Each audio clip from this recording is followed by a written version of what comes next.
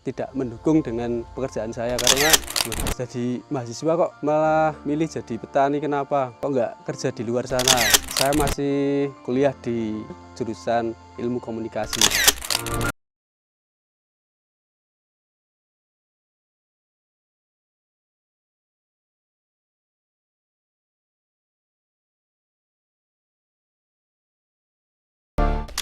Sebelumnya perkenalkan, nama saya Rizal Khairul Anwar, saya umur 24 tahun, asal Desa Pandean, Pandemulyo, Kecamatan Bulu, Kabupaten Temanggung. Saya masih kuliah di Universitas Tidar, semester akhir, jurusan ilmu komunikasi. Untuk pekerjaan saya sebagai petani, di desa-desa di kampung-kampung itu sudah tidak banyak peminat jadi petani. Oleh karena itu saya selaku anak muda ingin berinisiatif untuk mengajak para anak-anak muda sekarang untuk ikut bertani. Karena sebenarnya peluang bertani itu sangat menjanjikan. Karena dari hasil panen yang dengan harga yang cukup tinggi, petani juga bisa mendapatkan uang yang banyak seperti pada orang yang bekerja kantoran. Bahkan gaji dari hasil dari petani tersebut bisa lebih tinggi dari para pekerja di luar sana. Sebenarnya banyak peluang untuk para milenial dan generasi Z untuk menjadi petani, karena menurut saya petani pekerjaan yang mulia juga, karena ya cukup enteng juga. Pekerjaan tani itu tidak terkait dengan siapapun, tergantung diri kita mau mengerjakan sesuatu hal ya dikerjakan kalau ada waktu. Kalau tidak ada waktu ya bisa nanti. Beda halnya dengan para pekerja yang terikat kontrak, dia harus bekerja sesuai jam atau targetnya mereka. Banyak yang katakanlah tidak mendukung dengan pekerjaan saya karena di pandangan orang sekitar saya di kampung itu, loh, jadi mahasiswa kok malah milih jadi petani. Kenapa? Kok nggak kerja di luar sana? Kan banyak pekerjaan yang lebih enak daripada petani. Nah, saya berpikir karena ngapain kita ikut kerja di luar dengan sistem kontrak dengan orang lain lah katakanlah. Sementara di sini saya punya lahan untuk digarap. Maka dari itu inisiatif saya, pemikiran saya, mending garap lahan punya sendiri daripada ikut sama orang lain. Toh juga pekerjaannya bisa disambi, nggak terikat kontrak.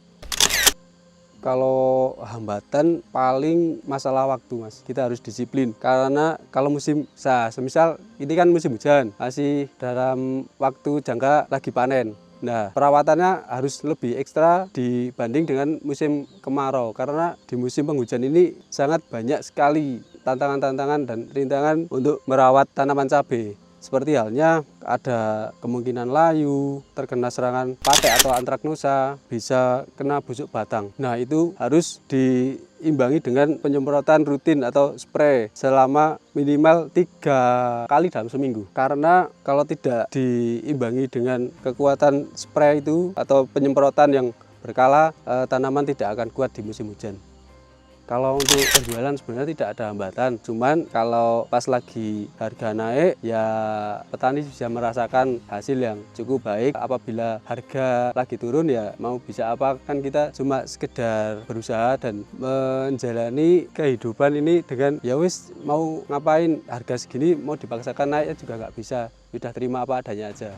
Untuk hambatan bisa kita lihat seperti tanaman di belakang, banyak tanaman yang menguning atau bisa disebut kalau orang-orang Jawa bilang penyakit bule. Pada musim ini tanaman cabai banyak yang mengalami kendala tanaman kuning atau bule. Untuk mengatasi tanaman tersebut jauh ini belum ada obat yang baik, yang mujarab untuk mengobati tanaman seperti ini. Jalan keluarnya para petani memilih jenis bibit lain, yaitu jenis bibit yang jenis Tavi. Tavi itu antivirus. Untuk dari hasilnya pun lumayan unggul daripada tanaman yang jenisnya menguning seperti ini. Kalau jenis Tavi kan tidak ada daun yang kuning, untuk hasilnya kan jadi maksimal gitu. Untuk jenis cabai Tavi ini juga ada sedikit kelemahan. Kalau jenis cabai yang di belakang yang menguning itu bisa dipanen seminggu sekali, tapi untuk jenis yang Tavi minimal seminggu 2 kali, karena kalau kelamaan juga nanti cabainya itu gampang lembek.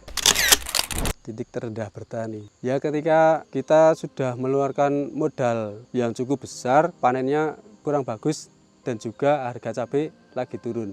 Nah itu untuk kita kembali lagi untuk mengolah lahan lagi itu sangat berat sekali karena modal menanam cabai itu sangat banyak sekali sebenarnya. Kalau lagi musim mau garap lahan itu kira-kira kalau satu lahan membutuhkan biaya awal itu 6-7 juta ya. Nah ketika nanti hasil panen kurang membaik terus harga turun, nah kita untuk memulihkan modalnya itu tentu sangat sulit karena kan juga uangnya kan dipakai sehari-hari juga. Nah, itu nanti jadi kendala juga untuk mengolah lahan lagi untuk sesi berikutnya gitu.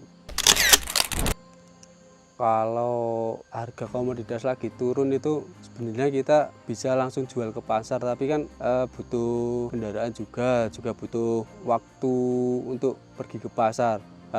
Untuk itu langkah yang diambil kita bisa nitip kepada orang yang jual ke pasar. Kita nanti ada bagi hasil, umpama kita panen 1 kuintal ya nanti diambil beberapa persen, berapa kilo untuk diambil, dan juga harga jualnya itu nanti mereka jual 26, yang 1000 ikut yang kita titipkan itu.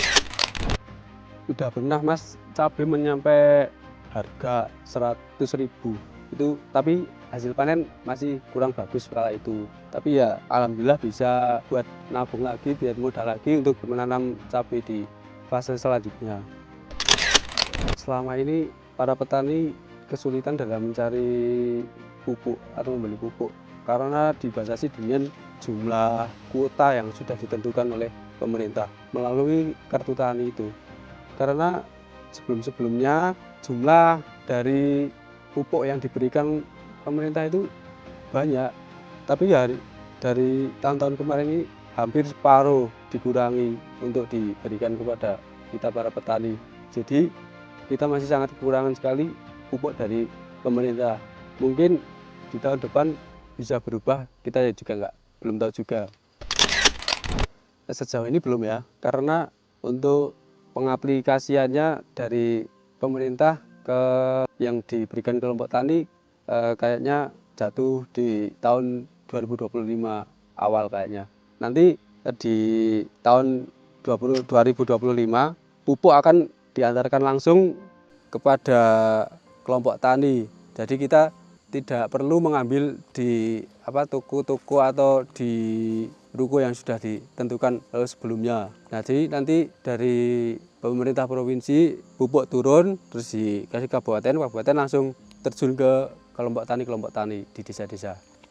Nah, ini lucunya di Indonesia ini mas, ketika harga naik berita di media sosial juga ikut naik, tapi ketika harga turun berita di media sosial tidak ikut naik, kan itu menjadi isu-isu tersendiri. Loh, kenapa pas naik beritanya ikut naik, tapi pas turun kok beritanya nggak ikut naik gitu.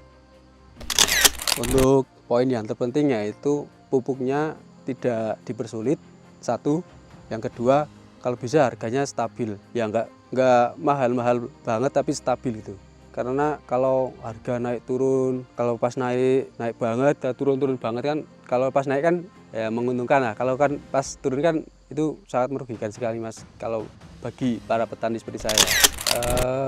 Untuk para pemuda-pemuda yang ingin mencari pekerjaan di luar, saran saya kalau jenengan punya lahan mending digarap aja daripada lahan itu dianggurin gitu aja. Daripada ada punya lahan terus kok kerja di luar, eman-eman bisa dimanfaatkan untuk menanam padi, cabai atau ya sayur-sayuran lain. Karena sebenarnya hasil dari pertanian itu hampir sama pekerjaan yang Anda ambil di luar sana. Karena kalau lagi musim-musim seperti sekarang kan ini lagi masuki bulan Desember, ada bulan besar seperti Natal ya, Natal dan Tahun Baru.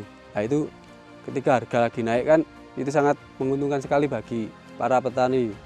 Untuk itu kalau jenengan pada punya lahan, eman-eman mending digarap aja daripada Anda memilih kerja di luar. Toh gajinya hampir sama, tapi kan pekerjaannya lebih enak jadi petani kalau menurut saya, karena tidak terkait dengan atasan dan tidak terkait dengan kontrak atau lain sebagainya gitu.